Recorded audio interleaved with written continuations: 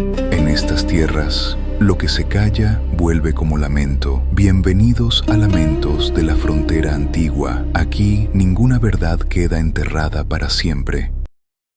Un hombre ganó la competencia por la hija del patrón. 3 días después, encontraron al patrón muerto con arena en la boca. El ganador nunca volvió. Si esta historia te intriga, inscríbete y cuenta de dónde estás viendo. Me encantaría saber hasta dónde ha llegado esta historia. 1894, Río Grande. Tierras donde el sol no perdona, y el Apache todavía cruzaba como sombra buscando venganza. Ahí, en ese pedazo de infierno entre Piedras Negras, Río Grande City y Laredo, la ley era un chiste que nadie contaba. Lo que mandaba era el dinero sucio, las armas que cruzaban de tejas escondidas en sacos de maíz y el miedo, sobre todo el miedo. Nadie pronunciaba su nombre completo, era Don Ignacio nada más, Don Ignacio Montemayor, el contrabandista más cabrón del norte. Vendía lo que fuera. Armas a revolucionarios, indios capturados como peones, ganado robado que cruzaba la frontera de noche, protección a gringos que querían hacer negocios sin que les cortaran el cuello. Su hacienda era un fortín en medio de la nada. Adobe grueso, muros altos, hombres armados día y noche. Adentro, lujos que no tenían nombre. Afuera, polvo, espinas y huesos. El gobierno porfirista hacía como que no veía. Mientras Don Ignacio mantuviera el orden a su manera, nadie preguntaba de dónde salían los rifles, ni a dónde iban los indios encadenados. Era un pacto silencioso, sucio, pero funcional. Y en medio de toda esa podredumbre vivía Aurora Montemayor, 18 años. Ojos oscuros que parecían cargar una tristeza vieja, de esas que no se curan con el tiempo. Siempre vestida de negro o gris. Nunca sonreía. La gente del pueblo decía que era porque su mamá había muerto cuando ella era chiquilla, que Don Ignacio la había encerrado en la hacienda como si fuera un tesoro maldito. Otros murmuraban que la muchacha sabía demasiado de los negocios del padre, que por eso no la dejaba salir. La verdad, nadie la conocía de verdad.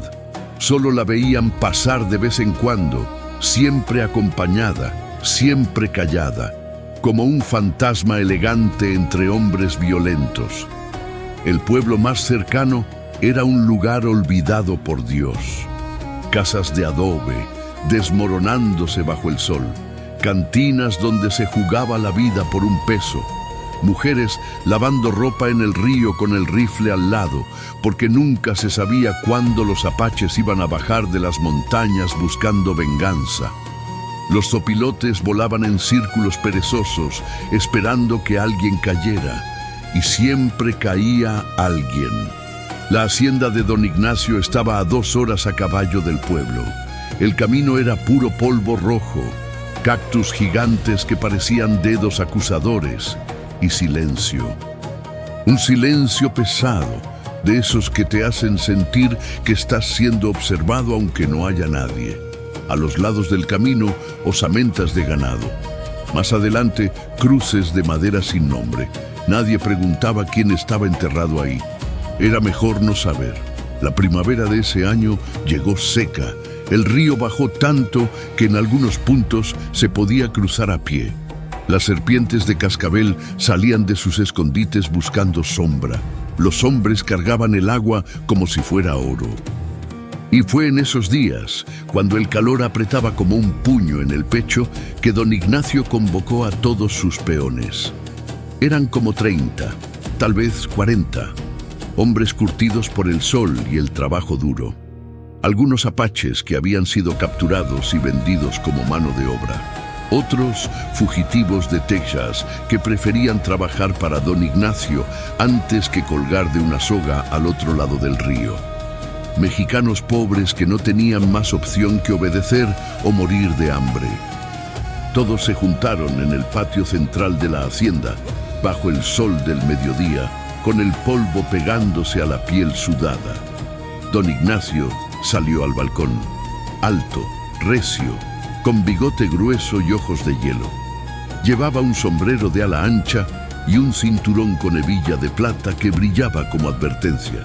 Miró a los hombres desde arriba, como quien mira hormigas, y entonces dijo algo que nadie esperaba. Mi hija Aurora tendrá marido, pero no será cualquiera, será uno de ustedes, el que sobreviva. El silencio que siguió fue tan pesado que hasta las moscas parecieron callarse. Los hombres se miraron entre ellos, algunos con ambición en los ojos, otros con miedo puro. Nadie se atrevió a hablar. Don Ignacio continuó, con esa voz grave que no necesitaba gritar para aterrar. Van a cruzar el desfiladero de Peña Colorada, van a atravesar el río y van a traerme el collar de hueso que los apaches tienen en su campamento sagrado al norte del Cerro de la Víbora. El que regrese con eso se casa con mi hija y hereda la mitad de lo que tengo. Hubo murmullos. Algunos peones trataron de calcular cuánto valdría la mitad de lo que tenía don Ignacio. Otros solo pensaban en Aurora, pero la mayoría pensaba en el desfiladero, en el río, en los apaches. Peña Colorada era un barranco donde el sol quemaba el aire hasta hacerlo temblar. Las piedras eran rojas como sangre seca, no había agua, solo espinas, alacranes y calor. Muchos habían entrado ahí. Pocos habían salido vivos. Y el collar de hueso. Ese era el verdadero problema.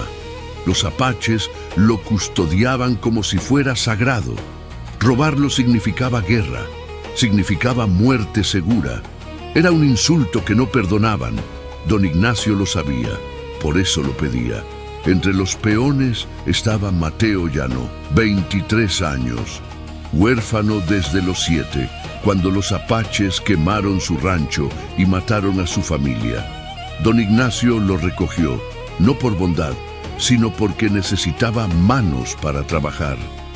Mateo creció sirviendo, acarreando agua, cuidando caballos, obedeciendo sin chistar. Era callado, flaco, con manos llenas de callos y ojos que habían visto demasiado para su edad. Él nunca había hablado con Aurora, solo la había visto de lejos, siempre seria, siempre inalcanzable. Pero algo en él, algo estúpido y desesperado, lo hizo pensar que tal vez, solo tal vez, si ganaba esa competencia, su vida podría ser distinta. Tal vez dejaría de ser un peón, tal vez sería alguien. Esa noche los hombres prepararon sus cosas. Algunos revisaban sus rifles, otros afilaban machetes, unos pocos rezaban. Mateo solo se sentó afuera de su choza mirando las estrellas. El desierto de noche era hermoso y aterrador al mismo tiempo. Frío, silencioso, lleno de ojos que no se veían. Al día siguiente, antes del amanecer, los peones se reunieron en el patio. Don Ignacio no salió a despedirlos. Solo envió a su capataz, un tipo gordo con cicatrices en la cara, para que les diera las últimas instrucciones. Tienen 3 días. El que no regrese en 3 días, ya no regresa. Y el que regrese sin el collar, mejor que no regrese. Los hombres montaron, algunos en caballos viejos, otros a pie. Mateo iba a pie, con una cantimplora medio vacía y un machete oxidado. No tenía rifle, no tenía suerte. Solo tenía miedo y una esperanza tonta. Arriba, en el balcón de la hacienda, Aurora observaba. No lloraba, no gritaba. Solo miraba con esos ojos tristes a los hombres que salían hacia la muerte, y por un segundo sus ojos se cruzaron con los de Mateo. Fue solo un segundo, pero fue suficiente para que él sintiera algo parecido a la vergüenza, porque supo en ese instante que ella no quería esto, que ella no había pedido ser el premio de una competencia sangrienta, que don Ignacio la estaba usando como carnada, igual que usaba todo lo demás. Pero ya era tarde. Los hombres ya se alejaban, levantando polvo rojo bajo el sol que apenas empezaba a salir, y Mateo caminaba con ellos, sabiendo que tal vez nunca volvería. El desfiladero de Peña Colorada empezó 2 horas después. El calor ya era insoportable. El aire parecía arder, las piedras quemaban las manos si las tocabas. Los hombres avanzaban en silencio, cada uno perdido en sus propios pensamientos. Algunos ya estaban pensando en traicionar a los demás, otros solo pensaban en sobrevivir. Y entonces empezaron a caer. El primero fue un apache. Pisó mal, resbaló por una ladera y cayó 20 metros. No gritó, solo se escuchó el golpe seco. Nadie se detuvo a ayudarlo, nadie miró atrás. El segundo fue un mexicano viejo. El calor lo venció. Se desplomó entre las rocas, con la boca abierta, buscando aire. 2 hombres pasaron junto a él y ni siquiera lo voltearon a ver. Mateo seguía caminando. Las piernas le dolían, la cabeza le daba vueltas, pero no se detuvo. Porque sabía que detenerse era morir. Y en algún lugar, al otro lado del desierto, los apaches ya sabían que venían. Un hombre ganó la competencia por la hija del patrón.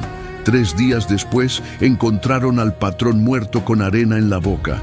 El ganador nunca volvió. Si esta historia te intriga, inscríbete y cuenta de dónde estás viendo. Me encantaría saber hasta dónde ha llegado esta historia. 1894, Río Grande. Tierras donde el sol no perdona y el apache todavía cruzaba como sombra buscando venganza. Ahí, en ese pedazo de infierno entre Piedras Negras, Río Grande City y Laredo, la ley era un chiste que nadie contaba. Lo que mandaba era el dinero sucio, las armas que cruzaban de tecas escondidas en sacos de maíz y el miedo. Sobre todo, el miedo. Nadie pronunciaba su nombre completo. Era Don Ignacio, nada más. Don Ignacio Montemayor, el contrabandista más cabrón del norte. Vendía lo que fuera. Armas a revolucionarios, indios capturados como peones, ganado robado que cruzaba la frontera de noche, protección a gringos que querían hacer negocios sin que les cortaran el cuello. Su hacienda era un fortín en medio de la nada. Adobe grueso, muros altos, hombres armados día y noche. Adentro, lujos que no tenían nombre. Afuera, polvo, espinas y huesos. El gobierno porfirista hacía como que no veía. Mientras don Ignacio mantuviera el orden a su manera, nadie preguntaba de dónde salían los rifles, ni a dónde iban los indios encadenados. Era un pacto silencioso, sucio, pero funcional. Y en medio de toda esa podredumbre, vivía Aurora Montemayor, 18 años, ojos oscuros que parecían cargar una tristeza vieja, de esas que no se curan con el tiempo. Siempre vestida de negro o gris, nunca sonreía. La gente del pueblo decía que era porque su mamá había muerto cuando ella era chiquilla, que don Ignacio la había encerrado en la hacienda como si fuera un tesoro maldito. Otros murmuraban que la muchacha sabía demasiado de los negocios del padre, que por eso no la dejaba salir. La verdad, nadie la conocía de verdad. Solo la veían pasar de vez en cuando, siempre acompañada, siempre callada, como un fantasma elegante entre hombres violentos. El pueblo más cercano era un lugar olvidado por Dios. Casas de adobe desmoronándose bajo el sol, cantinas donde se jugaba la vida por un peso, mujeres lavando ropa en el río con el rifle al lado, porque nunca se sabía cuándo los apaches iban a bajar de las montañas buscando venganza. Los zopilotes volaban en círculos perezosos esperando que alguien cayera, y siempre caía alguien. La hacienda de don Ignacio estaba a 2 horas a caballo del pueblo. El camino era puro polvo rojo, cactus gigantes que parecían dedos acusadores y silencio. Un silencio pesado, de esos que te hacen sentir que estás siendo observado aunque no haya nadie. A los lados del camino, osamentas de ganado. Más adelante, cruces de madera sin nombre. Nadie preguntaba quién estaba enterrado ahí. Era mejor no saber. La primavera de ese año llegó seca. El río bajó tanto que en algunos puntos se podía cruzar a pie. Las serpientes de cascabel salían de sus escondites buscando sombra. Los hombres cargaban el agua como si fuera oro. Y fue en esos días, cuando el calor apretaba como un puño en el pecho, que don Ignacio convocó a todos sus peones. Eran como 30, tal vez 40, hombres curtidos por el sol y el trabajo duro. Algunos apaches que habían sido capturados y vendidos como mano de obra. Otros, fugitivos de Texas, que preferían trabajar para don Ignacio antes que colgar de una soga al otro lado del río. Mexicanos pobres que no tenían más opción que obedecer o morir de hambre. Todos se juntaron en el patio central de la hacienda, bajo el sol del mediodía, con el polvo pegándose a la piel sudada. Don Ignacio salió al balcón, alto, recio, con bigote grueso y ojos de hielo. Llevaba un sombrero de ala ancha y un cinturón con hebilla de plata que brillaba como advertencia. Miró a los hombres desde arriba como quien mira hormigas, y entonces dijo algo que nadie esperaba. Mi hija Aurora tendrá marido, pero no será cualquiera, será uno de ustedes, el que sobreviva. El silencio que siguió fue tan pesado que hasta las moscas parecieron callarse. Los hombres se miraron entre ellos, algunos con ambición en los ojos, otros con miedo puro. Nadie se atrevió a hablar. Don Ignacio continuó, con esa voz grave que no necesitaba gritar para aterrar. Van a cruzar el desfiladero de Peña Colorada. Van a atravesar el río y van a traerme el collar de hueso que los apaches tienen en su campamento sagrado al norte del Cerro de la Víbora. El que regrese con eso se casa con mi hija y hereda la mitad de lo que tengo. Hubo murmullos. Algunos peones trataron de calcular cuánto valdría la mitad de lo que tenía don Ignacio. Otros solo pensaban en Aurora, pero la mayoría pensaba en el desfiladero, en el río, en los apaches. Peña Colorada era un barranco donde el sol quemaba el aire hasta hacerlo temblar. Las piedras eran rojas como sangre seca. No había agua, solo espinas, alacranes y calor. Muchos habían entrado ahí. Pocos habían salido vivos, y el collar de hueso. Ese era el verdadero problema. Los apaches lo custodiaban como si fuera sagrado. Robarlo significaba guerra, significaba muerte segura. Era un insulto que no perdonaban. Don Ignacio lo sabía, por eso lo pedía. Entre los peones estaba Mateo Llano, 23 años. Huérfano desde los 7, cuando los apaches quemaron su rancho y mataron a su familia. Don Ignacio lo recogió, no por bondad, sino porque necesitaba manos para trabajar. Mateo creció sirviendo, acarreando agua, cuidando caballos, obedeciendo sin chistar. Era callado, flaco, con manos llenas de callos y ojos que habían visto demasiado para su edad. Él nunca había hablado con Aurora.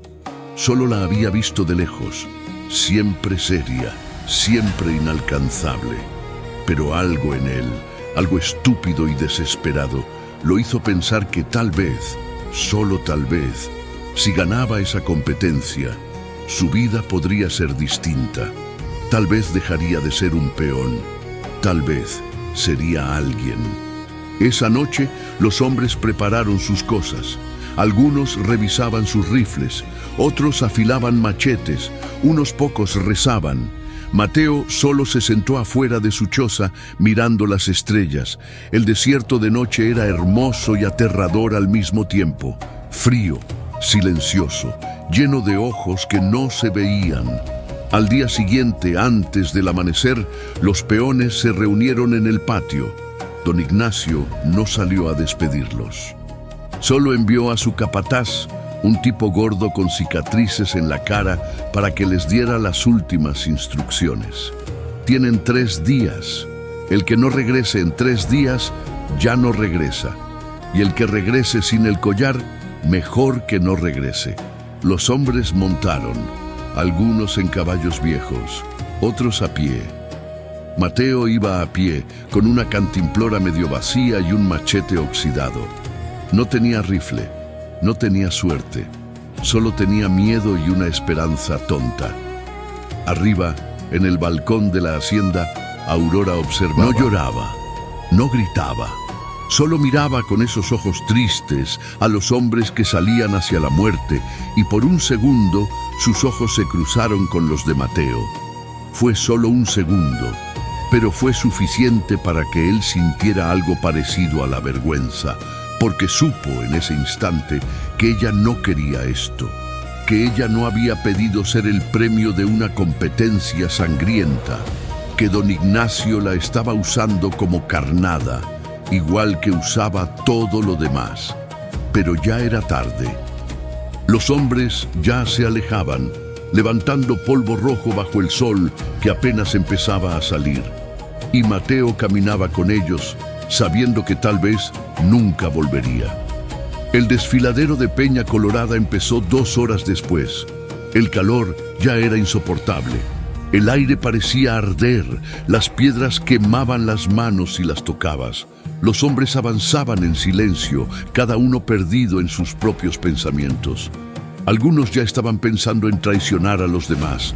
Otros solo pensaban en sobrevivir. Y entonces empezaron a caer. El primero fue un apache. Pisó mal, resbaló por una ladera y cayó 20 metros. No gritó, solo se escuchó el golpe seco. Nadie se detuvo a ayudarlo. Nadie miró atrás. El segundo fue un mexicano viejo. El calor lo venció. Se desplomó entre las rocas, con la boca abierta, buscando aire. 2 hombres pasaron junto a él y ni siquiera lo voltearon a ver. Mateo seguía caminando. Las piernas le dolían, la cabeza le daba vueltas, pero no se detuvo. Porque sabía que detenerse era morir, y en algún lugar, al otro lado del desierto, los apaches ya sabían que venían. El regreso fue peor que la ida. Mateo caminaba solo, con el collar colgado al cuello, escondido bajo la camisa sucia. No se atrevía a sacarlo. Era como si el peso de los huesos tallados le quemara la piel. Cada paso le dolía. Tenía los labios partidos por la sed. La cantimplora se había vaciado el día anterior, y el sol no daba tregua. Caminó durante horas, tal vez días. Perdió la noción del tiempo. Solo sabía que tenía que seguir avanzando, que detenerse era morir. En algún momento, cruzó otra vez el río. El agua estaba más baja. Se tiró al suelo y bebió como animal, sin importarle si estaba sucia. El agua le supo a salvación, a vida. Se quedó ahí tirado, respirando pesado, mirando el cielo azul que parecía no tener fin. Y entonces escuchó voces. Se levantó de golpe, alerta. Eran voces en español, risas, maldiciones. Reconoció a 2 de los peones que habían salido con él. Estaban al otro lado del río, escondidos entre las rocas, discutiendo. Mateo se escondió detrás de un arbusto espinoso y escuchó. Uno de los hombres decía que había que regresar, que ya habían perdido demasiados, que don Ignacio los mataría si volvían sin el collar, pero que al menos morirían rápido. El otro, un tipo bajito con voz ronca, decía que no, que tenían que buscar a algún sobreviviente, robarle el collar y regresar como héroes. Mateo sintió un escalofrío. Supo que si lo encontraban, lo matarían sin pensarlo. Se quedó quieto. Esperó a que las voces se alejaran, y cuando finalmente se fueron, salió de su escondite y tomó otro camino, más largo, más peligroso, pero lejos de esos hombres. El tercer día de regreso, vio el desfiladero de Peña Colorada a lo lejos. Las rocas rojas brillaban bajo el sol como sangre vieja. Estaba cerca, muy cerca, pero el cuerpo ya no le respondía. Las piernas le temblaban. Veía manchas negras flotando frente a sus ojos. El calor le había quemado la cara hasta dejarla en carne viva. Y la sed, la maldita sed. Era como si alguien le hubiera llenado la garganta de arena. Se arrastró más que caminar. pasó junto a cuerpos. Hombres que habían caído en el camino de ida. Ahora eran solo huesos y tela podrida. Los zopilotes levantaban el vuelo cuando se acercaba, molestos por la interrupción. Al atardecer, llegó a la hacienda. Casi no lo lograba. Se derrumbó frente a la puerta principal, con la cara en el polvo, respirando como si cada aliento fuera el último. Los guardias lo vieron y gritaron. Hubo carreras, voces, manos que lo levantaban. «Abre los ojos, cabrón. Despierta». Mateo abrió los ojos. Todo estaba borroso. Vio sombras moviéndose. Escuchó voces lejanas. Y entonces vio a don Ignacio. El viejo estaba ahí parado, con los brazos cruzados, mirándolo desde arriba como se mira a un insecto. No había sorpresa en su cara, ni alivio. Solo una especie de curiosidad fría. «¿Trajiste algo?», susurró don Ignacio. Mateo metió la mano bajo la camisa con dedos temblorosos, sacó el collar. Los huesos tallados brillaron bajo la luz del atardecer. Las plumas rojas y negras se movieron con el viento. Hubo silencio. Don Ignacio tomó el collar, lo examinó, pasó los dedos por los huesos, por las plumas, y entonces por primera vez sonrió. Pero no era una sonrisa amable. Era la sonrisa de un depredador que acaba de atrapar a su presa. «Lo hiciste», dijo. «Eres el único que regresó, el único que sobrevivió». Mateo no dijo nada, solo respiraba, esperaba. Y entonces don Ignacio guardó el collar y se dio la vuelta. «Llévenlo adentro, que lo limpien, que coma, y después ya veremos». Lo arrastraron adentro de la hacienda, lo metieron a un cuarto pequeño con piso de tierra. Le dieron agua, carne seca, pan duro. Mateo comió como si nunca hubiera comido antes, como si fuera la última vez. Después se quedó dormido. No supo cuánto tiempo durmió. Cuando despertó, había alguien más en el cuarto. Era Aurora. Estaba sentada en una silla de madera, con las manos sobre el regazo, mirándolo. Seguía con su vestido oscuro, seguía con esos ojos tristes. Pero ahora había algo más en su mirada, algo parecido al miedo. «Regresaste», dijo ella en voz baja. Mateo se sentó despacio. Le dolía todo el cuerpo. «Sí, nadie regresa de ahí. Nadie. Yo regresé». Aurora bajó la mirada. Sus manos temblaban un poco. «Mi padre no te va a dar lo que prometió». Mateo sintió que el estómago se le hacía un nudo. «¿Qué? No te va a casar conmigo, no te va a dar nada. Ya lo decidió». «¿Por qué me dices esto?». «Porque eres el único que tuvo el valor de regresar y no mereces morir por eso». Hubo silencio. Mateo la miró, realmente la miró, y vio algo que no había visto antes. Vio a una mujer atrapada, igual que él, igual que todos los que trabajaban para don Ignacio. Todos eran prisioneros de un hombre que no conocía piedad. «¿Qué va a hacer?», preguntó Mateo. Aurora se levantó, caminó hacia la puerta, se detuvo sin voltear. «Te va a matar esta noche y va a decir que nunca regresaste». Y entonces salió. Mateo se quedó ahí sentado, en la oscuridad, sintiendo cómo el miedo le subía por la garganta como agua helada. Pensó en correr, en escapar, pero sabía que no llegaría lejos.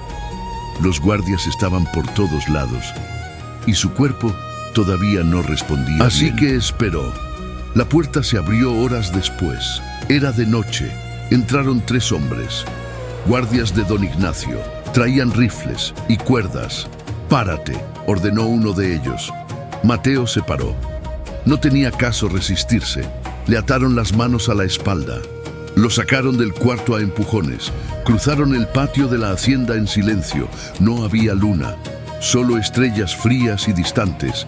Lo subieron a un caballo. Montaron ellos también y salieron al desierto. Cabalgaron durante 1 hora, tal vez más. Mateo no preguntó a dónde iban, ya lo sabía. Finalmente se detuvieron en medio de la nada. Arena, rocas, cactus y silencio. Uno de los guardias lo bajó del caballo de un jalón. Mateo cayó de rodillas. La arena caliente le quemaba la piel. Don Ignacio dice que eres un perro con suerte, dijo el guardia, pero la suerte se acaba. Le pusieron el rifle en la nuca. Mateo cerró los ojos. Pensó en su familia, en el rancho quemado, en Aurora, en todo lo que pudo haber sido y nunca sería. «Esperen», dijo una voz. Mateo abrió los ojos. Era Aurora. Había llegado a caballo, sola, con el pelo suelto y un rifle en las manos. Los guardias se quedaron helados. «Suéltenlo», ordenó ella. «Señorita», su padre dijo. «No me importa lo que dijo mi padre. Suéltenlo». Hubo un momento de duda. Los guardias se miraron entre ellos. No sabían qué hacer. Y entonces Aurora apuntó el rifle hacia ellos. No era una súplica, era una amenaza. Los guardias soltaron a Mateo, subieron a sus caballos. Aurora se bajó el rifle, se acercó a Mateo, le desató las manos. «Vete», le dijo, «vete lejos y no regreses nunca». Mateo la miró. «¿Por qué hiciste esto?» «Porque ya hubo suficiente muerte». Mateo quiso decir algo, pero no encontró las palabras, solo asintió. Tomó el caballo que habían dejado los guardias, montó y se alejó al galope sin mirar atrás. Aurora se quedó ahí parada, en medio del desierto, viendo cómo desaparecía en la oscuridad, y supo que su padre no la perdonaría por esto. Pero ya no le importaba. Mateo cabalgó toda la noche. No sabía a dónde iba, solo sabía que tenía que alejarse, que cada minuto que pasaba, don Ignacio estaba más cerca de descubrir lo que Aurora había hecho. Y cuando eso pasara, vendría por él, con más hombres, con más armas, y esa vez no habría piedad. Al amanecer, el caballo estaba agotado. Mateo lo detuvo junto a un arroyo seco. Bajó, se sentó en la tierra, y por primera vez desde que había regresado, se permitió pensar. Había sobrevivido al desfiladero, había robado el collar apache, había ganado la competencia, pero no había ganado nada. Solo había ganado el derecho a seguir huyendo, a seguir siendo un peón en un juego que no entendía. Y Aurora, la imagen de ella parada en medio del desierto, con el rifle en las manos, no se le iba de la cabeza. Había arriesgado su vida por él. Una mujer que apenas conocía, una mujer que tenía todo que perder. ¿Por qué?, se preguntó en voz alta. El desierto no respondió. Decidió seguir hacia el sur, cruzar la frontera, perderse en algún pueblo donde nadie conociera su nombre, donde don Ignacio no pudiera encontrarlo. Pero antes necesitaba provisiones, agua, comida y algo para defenderse. Vio humo a lo lejos, una fogata, tal vez un campamento. Se acercó con cuidado. Era un grupo de viajeros, 5 hombres, 2 mujeres, 3 niños. Llevaban carretas cargadas con lo que parecía ser toda su vida. Huían de algo, o iban hacia algo. En esos tiempos, todo el mundo huía o buscaba.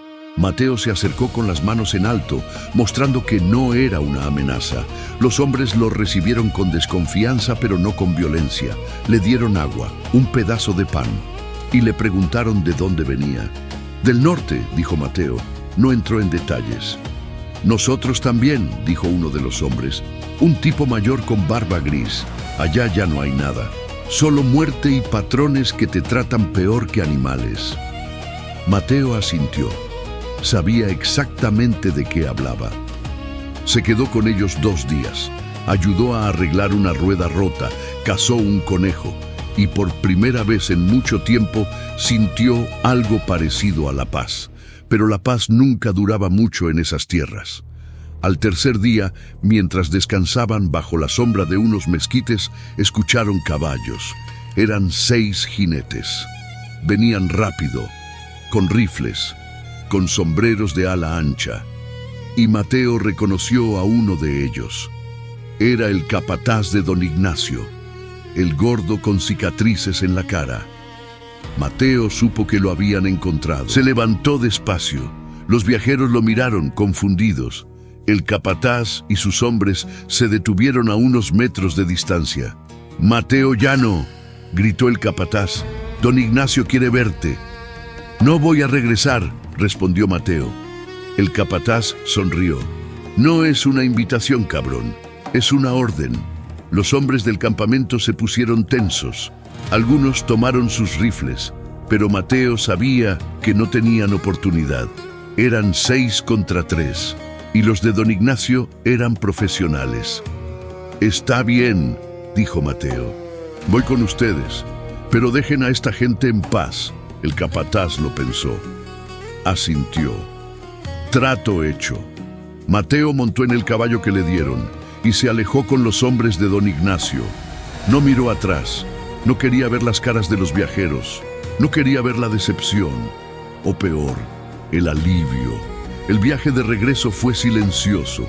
Los hombres no hablaban, solo cabalgaban. Y Mateo sabía que esta vez no habría escapatoria. Llegaron a la hacienda al atardecer. El cielo estaba rojo, como sangre, como advertencia. Don Ignacio lo esperaba en el patio, pero esta vez algo era diferente. El viejo no estaba de pie, estaba sentado y se veía cansado. «Te busqué, Mateo», dijo don Ignacio con voz ronca. «Te busqué por todo el norte. ¿Sabes por qué?» Mateo no respondió. «Porque mi hija me traicionó, me desobedeció». «¿Por ti?» «Por un peón muerto de hambre». Don Ignacio se levantó despacio, caminó hacia Mateo, y por primera vez Mateo vio algo en sus ojos que no había visto antes.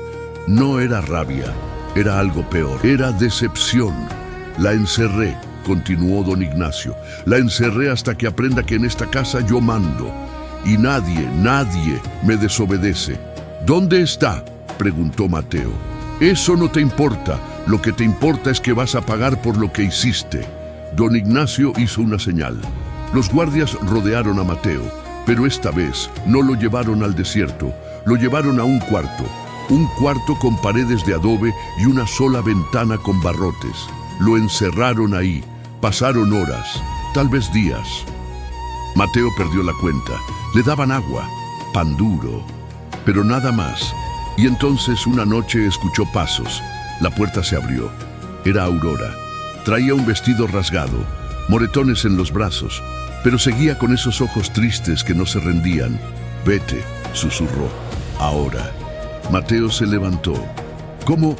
«Robé las llaves, golpeé al guardia, y ahora vete antes de que se den cuenta».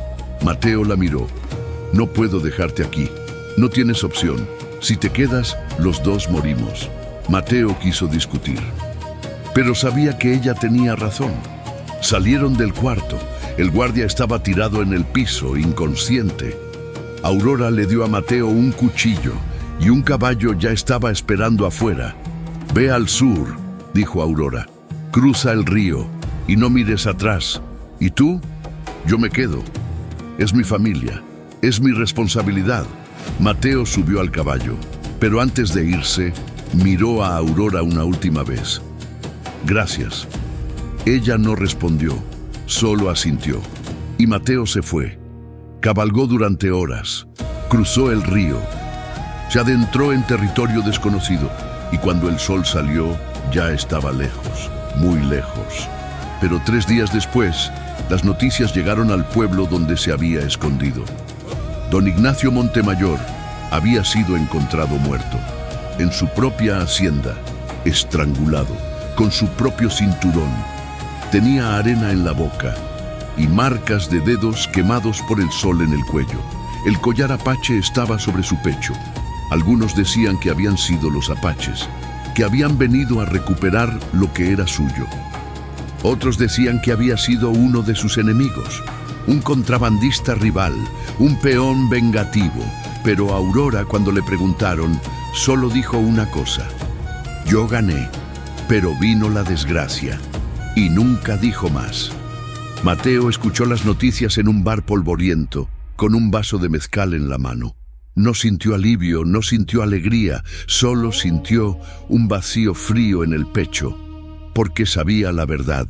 Sabía que don Ignacio había muerto por lo que había hecho, por romper pactos, por jugar con fuerzas que no entendía, por creer que todo tenía un precio y sabía que él, Mateo Llano, había sido parte de eso. Nunca regresó, nunca volvió a ver a Aurora, se perdió en el sur, cambió de nombre, trabajó en ranchos, en minas, en lo que fuera, y cada noche cuando cerraba los ojos veía el desfiladero de Peña Colorada, veía las flechas cayendo, veía el collar de huesos, veía a Aurora parada en medio del desierto, con el rifle en las manos, y sabía que algunos pactos no se rompen sin consecuencias, que el desierto siempre cobra su precio, y que los hombres que regresan de ahí nunca regresan siendo los mismos. Años después, en 1914, cuando la revolución ya había empezado y el norte ardía en llamas, alguien le preguntó a Mateo si había conocido a don Ignacio Montemayor. Mateo tomó un trago, miró al horizonte y solo dijo: dicen que obligó a sus peones a competir por su hija. El ganador nunca volvió. ¿Y quién ganó?, preguntó el hombre. Mateo sonrió, una sonrisa triste, amarga. Nadie, en esas tierras, nadie gana nunca. Y se levantó y se fue, porque en el desierto del norte, donde el sol quema y el viento arrastra secretos, algunas historias nunca terminan. Solo se entierran, esperando que alguien las desentierre y se pregunte qué fue lo que realmente pasó. Ayuda al canal a crecer, por favor. Suscríbete para ser avisado siempre que haya nuevas historias aquí en el canal. Tu comentario ayuda a elegir cuál historia olvidada revelaremos a continuación. Y créeme, la próxima es aún más impactante.